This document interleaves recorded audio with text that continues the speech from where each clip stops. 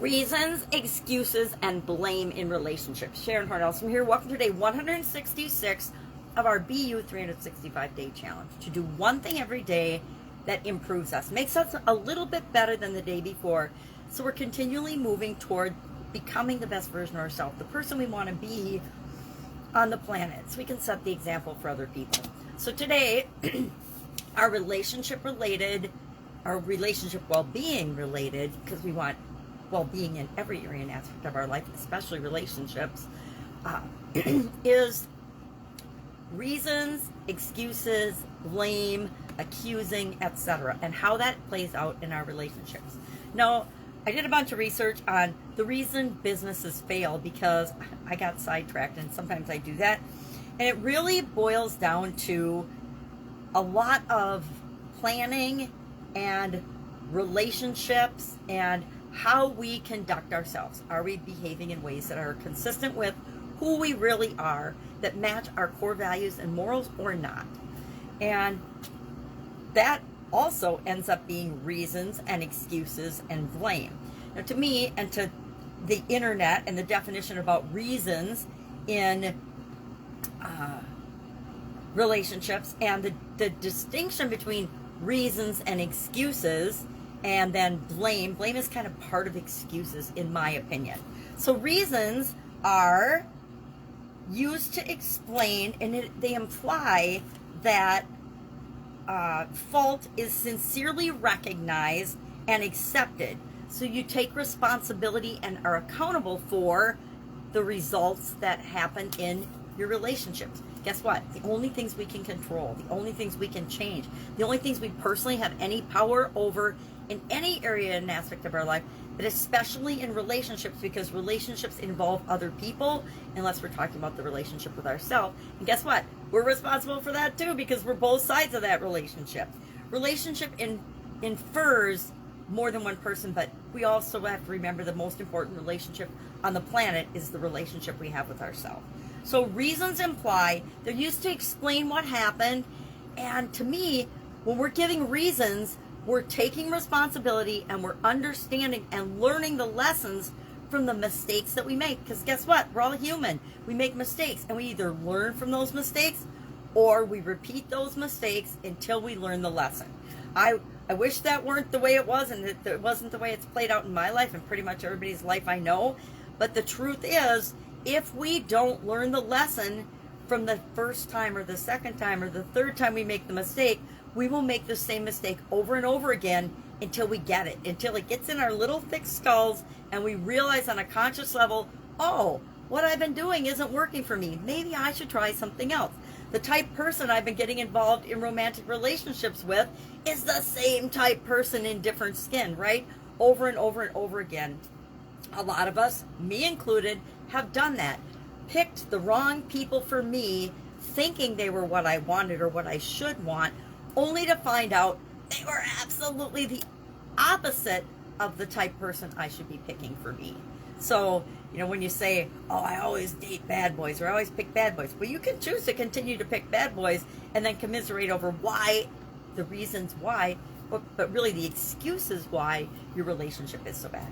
Now, excuses, the distinction between excuses and reasons is we use excuses to justify, blame, defend something that happened, or a fault, or a choice, or a decision, or a mistake.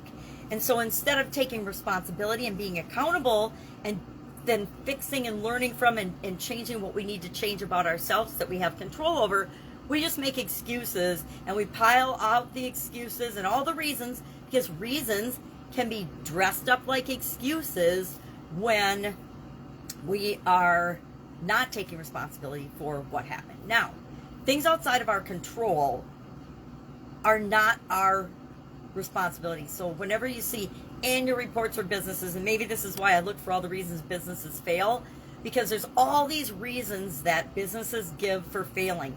Lots of businesses fail, right? Huge percentage. I think it's 80% don't survive their first year, or 80% survive their first year, but 20% fail. 50% in 5 years, and only 33% in 10 years. Now, I think those are really optimistic statistics, but they were on one source on the internet. I don't even remember what source, because I was like, meh. If they say 95% of businesses fail in the first 10 years, that doesn't add up. Those statistics don't make sense. And guess what?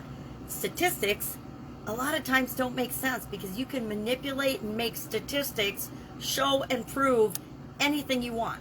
That's why when people say we're following the science, or the statistics show, or the polls show, you're like, well, poppycock, unless you know all the variables that go into a poll or a statistic or a scientific experiment and the hypothesis and stuff, you don't have a way of knowing whether the results that they're showing you are really meaningful or not. A lot of times they're not even meaningful. A lot of the tests that pharmaceutical companies do on drugs, the FDA does on different types of food sources and things, they're not really scientifically based, and they're not really non-biased, because they're done by the companies that are looking for approval of their drugs or their food sources, etc. So it's kind of a gray area based on my personal experience, of course.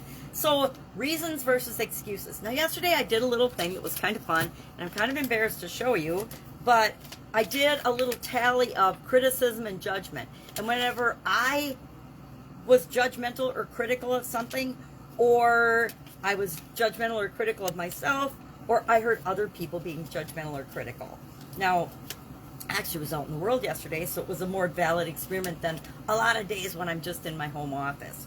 So I liked the tally strategy. So our action item today is going to be to tally up every time we or someone else assesses blame, or makes excuses, or gives reasons. Now, again, the difference between reasons and excuses or blame is whether you're taking responsibility or not.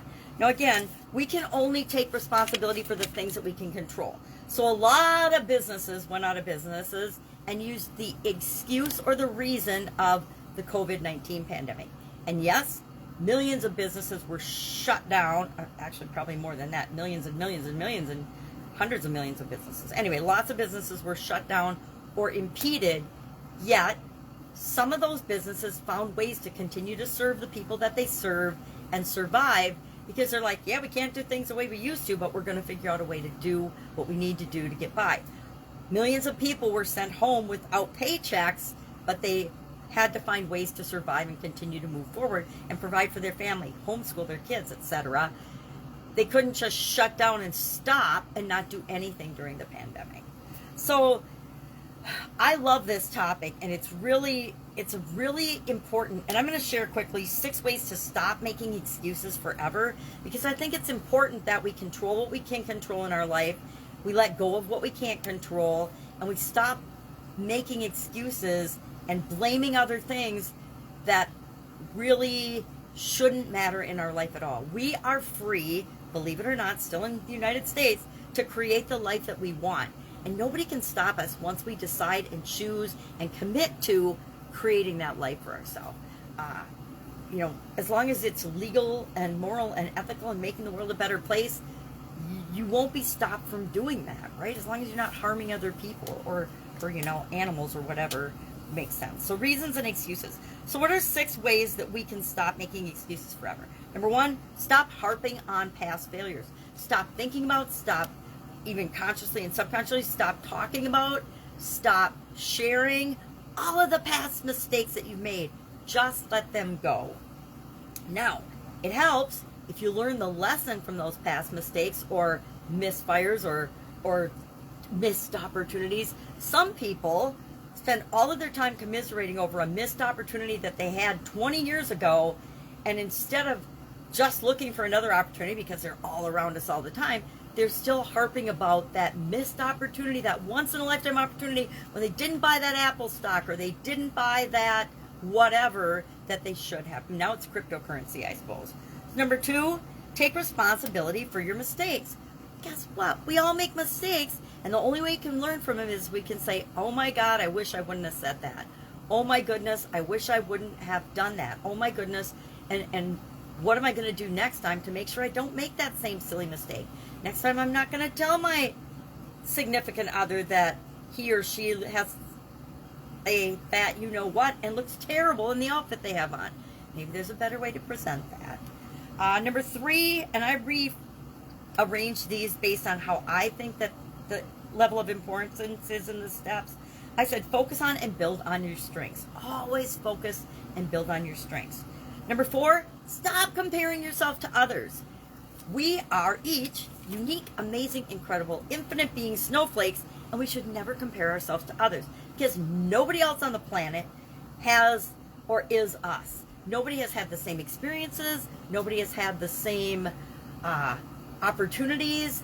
Each and every one of us are here to live the best life that we possibly can, and that includes not comparing ourselves to others. I found when I came online, I didn't really compare myself to others in the offline world. Sometimes I'd notice people in the same industry doing really cool things, and I'd be like, oh my God, how did they think of that? That's awesome. But I wouldn't say, oh my God, they're making more money than me, so I'm a failure. No, we compare ourselves to others or model others to move ourselves forward toward what we want, not to diminish ourselves. So don't compare yourself to others. If you have the ability, and very few people do, to compare yourself to others and make that a positive and a motivating driving factor for you, use it, because that's a strength. But if you don't, if you find yourself, I found when I came online, I was comparing myself to others. I was like, oh my gosh, I have all this experience, and this is the results I'm getting, and all these other people, and believe me, a lot of what's being presented is not the truth, are making gazillions of dollars, have a gazillion followers, a billion followers, gazillions of dollars, and I've been in business about the same amount of time as they have. Why am I not being the same? And I found that shut me down and stopped me in my tracks because it wasn't motivating. It was actually demotivating. And then it created that whole imposter syndrome, which was something I'd never heard of until I came online. And so we have to be careful what we let in to our subconscious and our conscious mind. We just have to filter it out and say, okay, if it doesn't add value and move me toward where I want to go, I got this bubble around me and I just filter it out. It doesn't even get in. And if it does help me, if it's something I need to see right now, I'll notice it and pay attention to it. We all do that subconsciously, and based on our experiences and things that we've learned along the way, we already have that bubble. We might as well design that bubble and that filter to benefit us versus just letting it happen willy-nilly. So, number 5 was learn to pick yourself up after falling down. Again, we're all going to make mistakes. We're all going to say or do the wrong thing, especially in our relationships. Know how to say you're sorry and sincerely apologize and fix the damage that you caused, if it's fixable. Guess what? There are things we do and say in relationships that are unforgivable, and we're not meant to be in a relationship with that individual, so we should just move on and let it go. Doesn't mean we don't try to repair the damage that we caused, because sometimes we inadvertently cause damage to people via our relationships without even knowing it. Sometimes we just don't love the person back, or we don't have the same type feelings and don't want the same type of relationship from them as they want from us. And that can hurt their feelings, which is their responsibility to deal with, but we also don't have to be unkind or cruel. We can take responsibility for our participation in the relationship at all. And then finally, number 6, identify your weaknesses and continue to work on them. And I always add on this, if it's essential that you do, because just like all of us making mistakes, we all have things that our strengths we're good at, we're awesome at, natural talents and abilities and ways of being. We all have things that, number 1, are weaknesses for us. We're not good at them, and it's probably because we have no interest in them. I believe all of us as human beings can get good at and be good and acquire and figure out and learn anything we want to. But if we don't want to, it's not going to be a strength for us. And I say only work on those areas if it's essential for what you want to create in your life. If it doesn't matter, outsource it, find someone else to do it for you, hire it out. I do that with housework. I don't like it. I don't want to get good at it. Do I know how to do it? Can I do it? Did I do it for decades? Yes. Did I always dislike it? Yes. Why? Because I'm not the least bit interested in it. Now I have a sister. My youngest sister is like the best housekeeper, cleaner, organizer, painter, decorator on the planet. She's awesome at it because she loves doing it. She had experiences as a child that made her feel good and valued for doing those things, and she's in a relationship that makes her feel good and valued for doing those things and maintaining the lifestyle and allowing her husband to do the things that he needs to do to be successful in his profession, and her son. So she's awesome at it. She loves to do it. She's good at it. She's gotten excellent at it. Me, not so much. I outsource that. So today, our action item. Grab a little Post-it note or a piece of paper or a napkin or whatever you want, and just hashtag, when do I catch myself giving reasons for something? Well, I can't start my business because I don't know enough. That is the biggest false belief on the planet. Maybe not the biggest, but it's right up there at the top. My business failed because of COVID, therefore I'm a failure and I can't do anything. Let that baby go. That's just excuses. Figure out what you love to do and go out and do it. So reasons, I did blame, reasons, and excuses on mine. You can do whatever you want, but I say at least do reasons and excuses. Reasons we take responsibility for, excuses we don't. Catch yourself making excuses and commit to not making excuses forever. For the rest of your life. Hey, I'm not going to make an excuse. I'm going to take responsibility for everything I can in my life, everything I can control. And excuses are for losers. Excuses are for others, not for me, because they're for people that don't take responsibility and don't move on in our life. That is my opinion. All right. I don't know what we're talking about tomorrow. My calendar isn't right in front of me. So have an awesome day. Any questions, hit me up. You can share in the comments below how you feel about doing the tally exercise. I personally think it's kind of fun. But I was out and about yesterday, so I didn't have it with me all the time. But today, I'll remember to carry it with me.